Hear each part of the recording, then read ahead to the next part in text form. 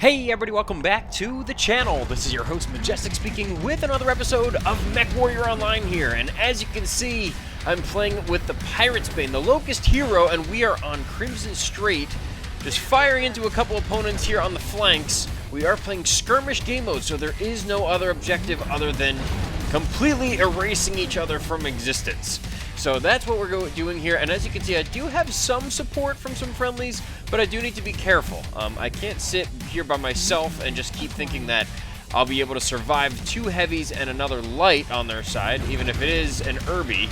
But what I'm trying to do now is just distract them. They do know that some of my friendlies are helping me out over the saddle, and they're trying to get some shots down on them, and I'm just pretty much being a little bit of a thorn, a little bit of a harassment mech right now.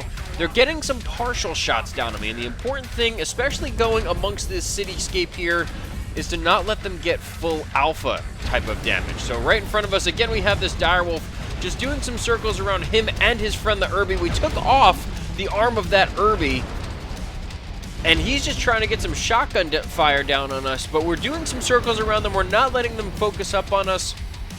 Again, just taking their line of sight away from our friendlies. Going in and out, weaving between the buildings here, and I think I'm doing a decent job. I hope this is what you're supposed to be doing, but I figure this is the best that I should be doing right now. We do have 4 ER small lasers and 2 light machine guns to work with. Going for the legs on this fire starter doesn't look like I'm going to be able to get them. I'm going to keep firing in on them until I do get chased away here. We did loosen up his leg a little bit, and he's not feeling too good on those legs. I think he knows that I'm going for his legs, so he's trying to protect him. Going for Hotel now, getting behind him a little bit. He's probably going to go down any second now. We're getting some help from the rest of our team just to go through the backside of this guy, and we finally get him down. We got the kill, so he goes down very quickly once my team was able to group up and focus their fire in on him. Now heading over towards the side here. Oh, that was my friend. My bad. Sorry. Focusing up on the next opponent here, we have an Atlas who looks like he's just trying to face tank a little bit, but realizes that he's not getting a lot of support, and that it is the rest, or some of my team at least, that is behind me. It's 4-3 right now, and we're just putting some annoyance kind of shots down on these guys. This Annihilator's in front of us. We're able to put some free shots down on him. He's not really paying too much attention to us, but he is getting some support from the rest of his team, so I do have to back up a little bit. Flimsy on the armor, unfortunately, but going for Juliet now. Juliet is focused up on one of my friendlies, and he's not even going to pay attention to us. We're going to get some free damage down on him because we have such a small profile. He's not even looking for us, and even right there, I can peer over the lip just a little bit and get some extra shots down him, just make him feel very, very uncomfortable. He is supported by some friendlies with him now, though. Unfortunately, it's 5-3 now. I'm not sure how we're going to be able to recover from this if my team doesn't start getting a little bit aggressive and focusing up on our targets. Going for that fire starter. If I can get his leg off, that's what I'm going to aim for. I got it. All right, awesome. So I got his leg off. Looks like he's just going to stay over there. And I have to, I'm going to keep putting some shots down on him. Again, I do have ER smalls to work with, but he is protecting that other leg, so I can't completely get him down just yet. Maybe a little further into the match I can help get him down, but right now, going for this Firebrand, I'm getting some shots down on me, and this Firebrand is just trying to get away at this point. He realized what's going on, and my team is able to wrap up that kill. 5-4, 6-4, actually. They just got another kill on us, and now we're going to peer over the ledge here, go for this Atlas. Looks like he was just shut down there for a second, but we're going to keep poking into his back. He's just trying to get away from everyone at this point. He's going to help out his friend, the Annihilator, and we're just going to keep laying into his backside, peeling off that armor as best we possibly can to get to the inner components there. He is supported again, as I mentioned, by that Annihilator, and unfortunately, we are getting some fire down. My legs are completely cored at this point, and I need to protect them. So I'm turning around here, going for this Urban Mech. The same Urban Mech from before. He's focusing up on us. We're focusing up on him. 10-5. I don't think there's any way we could get this guy down. We did get the fire starter, though. We took off his other leg, so he goes down very quickly. And I am getting focused up by my opponents. They're chasing me down. It's 11-6.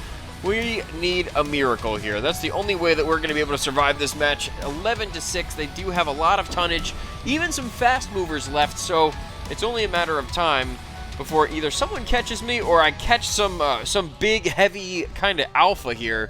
But I'm just going to stay here. I'm going to use the seismic sensor. Yes, I do have seismic sensor in the skill tree, so I'm going to use that to my advantage.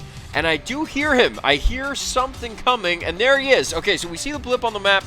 I'm going to try and go from the Urbies are very tanky, though, and it looks like he's going to try and go over the saddle. I think he thinks I'm there. Going to go right onto his backside, and now he does know that I'm here, but unfortunately, I do have some weak legs, so I'm going to have to make light work of this guy if I can. He's just so tanky. He has so much armor left, and even if I try and go in on this guy, I don't think it's going to work. So I'm going to go down in a blaze of glory. He took off my leg. They're going to go for the other leg here in just a second, and there it goes. Finally, they do end the round. 12-6 is your final score, so unfortunately, we did lose that one. But you know what? I am going to exact my revenge. We're going to go for another round of gameplay. Let's check out the score here. 2 kills, 2 assists, 576 damage, 4 components destroyed. Not a bad round individually, but we do need to clean it up with the rest of the team. But let's head over to the Mech Lab and go through the rest of the mech and the build.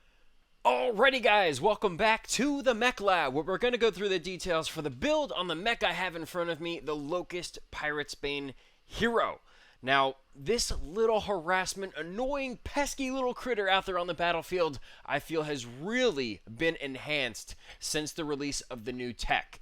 The Civil War tech has made this mech even more deadly than it was before the update, and we're going to go through everything. You saw the first round of gameplay, so you know exactly what this mech is equipped with, but now it's time to dive into the nitty-gritty details of it. We're going to go through the overview, exactly what this mech brings to the table, the custom loadout, placement of these weapons, the hard points and everything, and then dive into the skill tree so you get a full encompassing perspective of all the bells and whistles and quirks that make this little bugger tick, that make this mech perform to the level that it performs at, especially right now with this new update. So we're going to go through everything so that you have all the details. Then we're going to go through the second round of gameplay and close with some final thoughts. A lot of you guys were asking me to take this mech out there on the battlefield. You were just talking this mech up so much, especially with the new tech update with the Civil War equipment and weapons and everything like that, you know, everyone who's tuned into this channel knows that I am by no means a light pilot.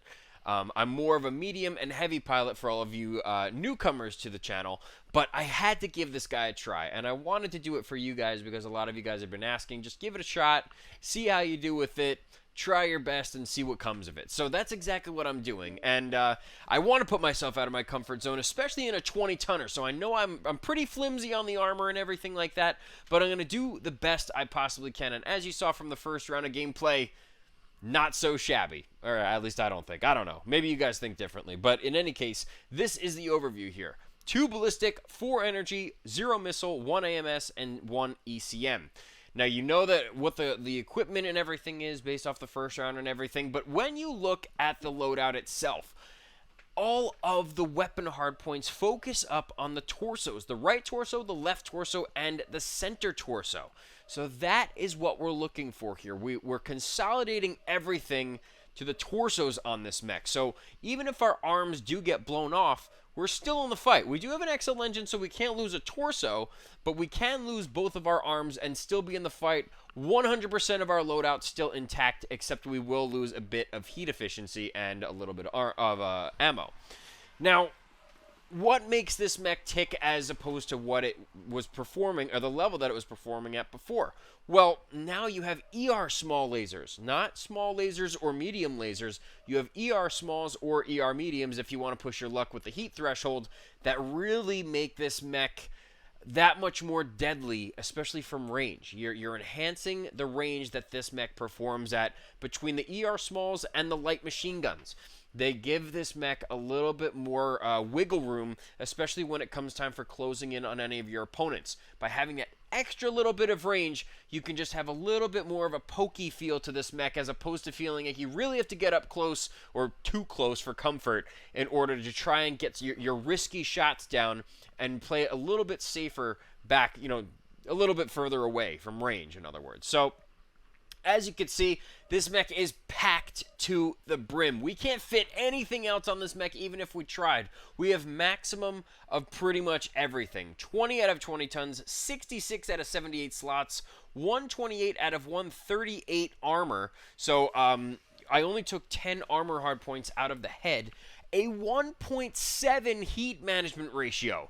So even with these 4 ER smalls and the 2 light machine guns, which don't emulate any heat, we are still extremely heat efficient out there on the battlefield, and with that XL190, which is the biggest engine that you can fit in this guy, we are still able to fit the slots for stealth armor and double heat sinks, which is absolutely critical. We need 10 double heat sinks to make this mech actually configure properly in order to actually even go onto the battlefield, and it fits it absolutely perfect. So we put the stealth armor on there, we have the XL engine, we have the endo steel, and we also have, as I mentioned, the double heat sinks, which take up 3 slots per double heat sink, and we are barely making it by with 10 double heat sinks total. We could have gone with standard and freed up some more slots and everything like that, but we didn't need to.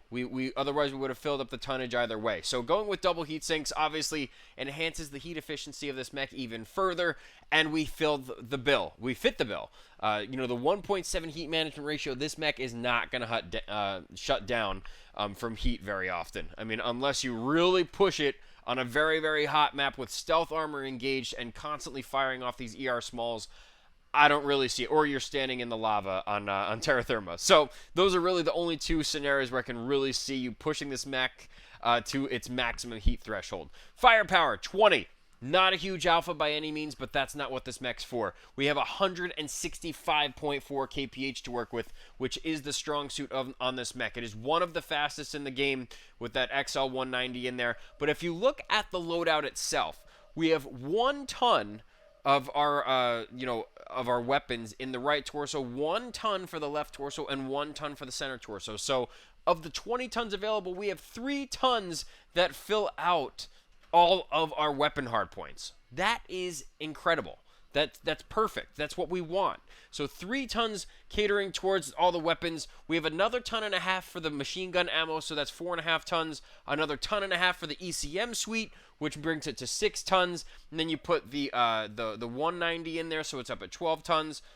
A ton for each of these heat sinks, and then the rest of this mech is history between the armor and then all the slots and everything that we're filling out with, between stealth and endo steel and everything. They do cut down on the weight that you're consuming, but at the same time, we don't have any more slots to fill. Structure is completely full. Armor is completely full. We cannot do anything else with this mech. So it is completely filled to the brim now. But checking out the skill tree, let's go through everything. So let's head all the way to the beginning here. Because we have such fantastic heat efficiency on this mech, I catered towards range and the duration and cooldown and heat generation. So obviously we're not generating a lot of heat. We're cooling down very quickly, and the laser duration is very, very quick, so this mech can keep on firing.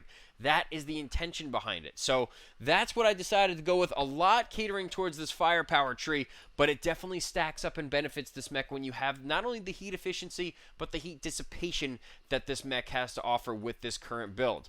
Going over towards mobility, filled out everything, except for a couple nodes here for torso yaw, anchor turn, and pretty much that.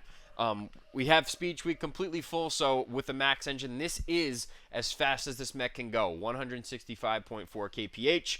Scrolling over towards operations, we do have some external double heat sinks, so I did want to cater towards some of these other nodes. We have improved gyros, the heat containment, the cool run, speed retention, quick ignition, but here is the big one. On the sensor tree, because we have that ECM suite and we have stealth armor and everything, we can cater towards the left side of this tree, go for radar deprivation, the seismic sensor, and the enhanced ECM system node.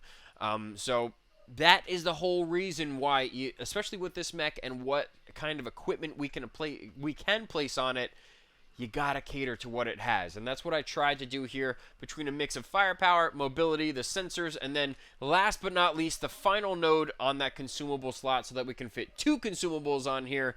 And as you can see, for the consumables, I put the Cool Shot 18 just in case somehow, some way, we get very, very hot out there on the battlefield.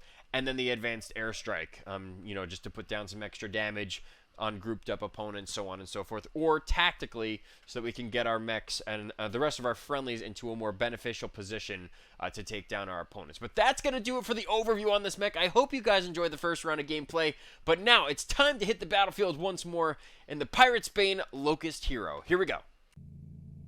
Alrighty guys, here we go. Second round of gameplay is going to take place on Crimson Strait. So a similar map, but different circumstance now because we are playing Assault game mode, just scoping out the back of the battlefield, and right in front of us we have Alpha, this gridiron. Not exactly sure where he's going. It doesn't look like he has any friendly with him, but now I'm just peering around the corners. I'm just checking out the rest of the landscape, seeing if they have anyone back with this guy. I don't want to get caught on a flank, and especially since I don't have a lot of armor, I need to be careful. I need to pick and choose my locations very, very carefully. I don't want the same thing to happen that happened last round. Now, I do see a couple friendlies of mine pushing over the saddle as well. Looks like they're kind of catching on. We might be able to take at least one of these guys out.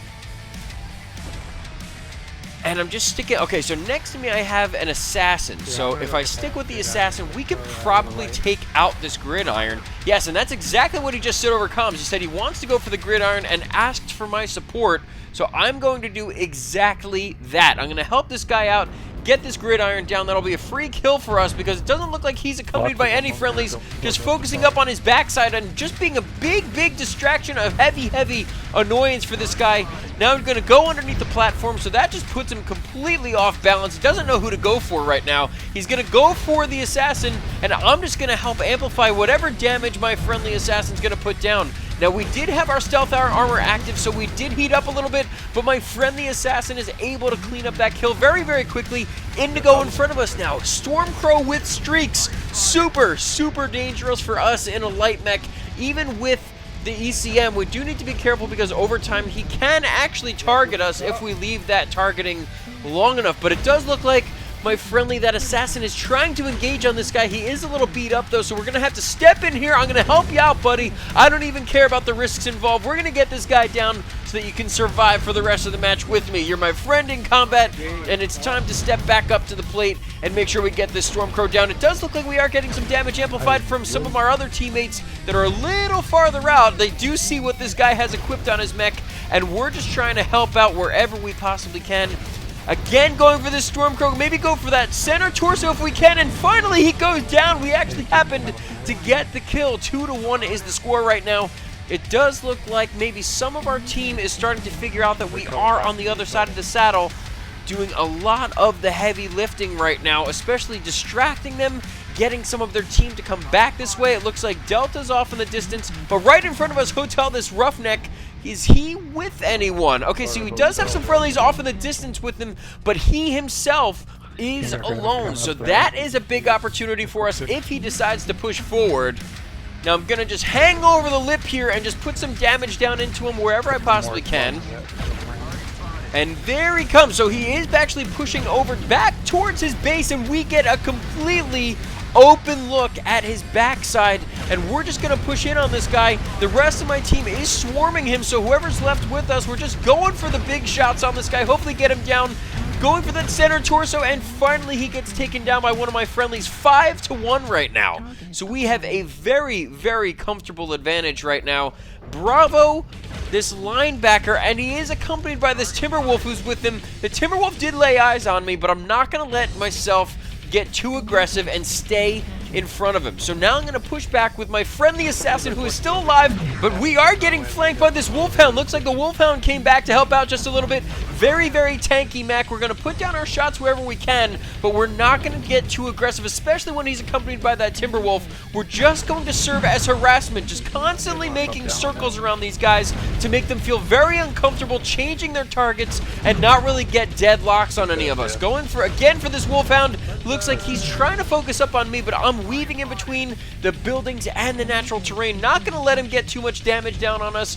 Foxtrot. Okay, so Foxtrot is that Wolfhound. He's getting focused up by the rest of our team who did make their way over the saddle. At least some of us did.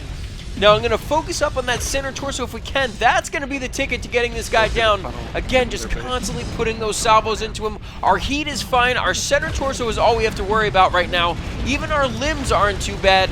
And even if we lose them, we still have all of our weapons intact. So again, I'm pushing in on this Wolfhound, and finally we get him to go down between those ER Smalls and the light machine guns. 9-1 is the score at this point. Just a matter of wrapping up these final 3 kills. going in between the buildings, just going to see if they're pushing around anywhere, and this linebacker is right in front of us. Looks like he's still hanging out in the same quadrant he was before. He is accompanied by that spider, but we're going to try and get some damage down on the linebacker. Just try and take him out before we focus up on that spider. But it doesn't look like he's going to be able to retain his attention on us, and he is accompanied by yet another Timberwolf, who is very, very uncomfortable. Now, we are supported by the rest of our team. Going to go for the backside, get behind this guy as much as we possibly can, just because he is focused up on one of our friendlies. That gives us the opportunity to expose his backside, core up some components. We are getting some flamers down on this guy, and he completely overheated. Go for that center torso, and we get another kill. So it's 11-1 at this point. Not even sure who's left. I believe it's either that spider or the linebacker. I mean, okay, so there's the linebacker's body just limp on the ground. And, oh, he killed himself. Okay, well, I guess that ends the round. So 12-1 is your final score. A great comeback versus the first round of gameplay. Let's see how we did overall with our score here. 3 kills, 5 assists, 492 damage, 5 components destroyed. A great round overall, great teamwork. They realized that we pushed forward, that we were trying to get them to pressure back towards their base, and the rest of our team did come over the saddle and help get the rest of these kills, and pretty much we played our part. We did exactly what we wanted to do. We stayed amongst the buildings. We stayed in and out of the terrain constantly, just weaving between anything that we could possibly find just to get them to not have total focus on us. And that's how we were able to not only do a half-decent round out there, but we also didn't die. So that's the big ticket that I feel with these Locusts, and especially any light mechs that really have flimsy amounts of armor, is the speed is your biggest weapon, your greatest weapon. So it might not be the damage score, but really your legs are your weapon. You can get into positions very quickly, you can get out of positions very quickly, you can amplify, you can support, you can harass, and that's exactly what we did. And they just strolled in one by one, and that allowed the rest of our team to pick them off. So that's going to do it for this video. I hope you guys enjoyed it. If you did, make sure you hit that like button, hit the subscribe button, check out the links in the description. I'll have a link to my Twitch page in case you guys want to catch any of the live streams. You can follow me on there. And I'll also have links in the description for my PayPal and Patreon pages if you guys want to help out, support the channel in any capacity. I really do appreciate all the support that you guys have given. Thank you guys so much for tuning into this video. If you did like it, show it in the comments section. Let me know what you think. Thank you guys so much again for tuning in, and I look forward to seeing you all on the next one. Take care, guys.